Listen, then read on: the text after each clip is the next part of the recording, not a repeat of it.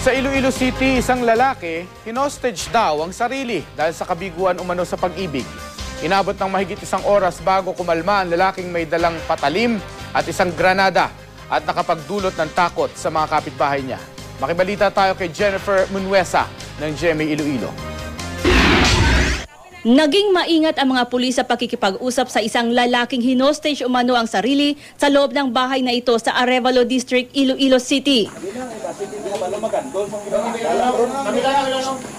Ayon sa kanyang stepfather, nagkulong at nagwala ang lalaki sa kanilang bahay nitong Miyerkules ng gabi dahil daw sa problema sa pag-ibig. Pinoproblema raw ng lalaki ang kasintaang hindi niya makontak.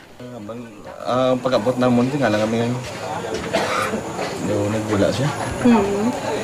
Hindi mo naman malalim. Wala mo ito siya. Anong mulatsago niya man ang black. Pati mismo mga kaanak hindi makumbinsi ang lalaki na huminahon. Kaya sinubukan ng mga pulis na tawagan sa telepono ang kasintahan niya pero walang sumagot. Matapos ang mahigit 1 oras, isang kaibigan ng lalaki ang nakakumbinsi sa kanya na sumuko.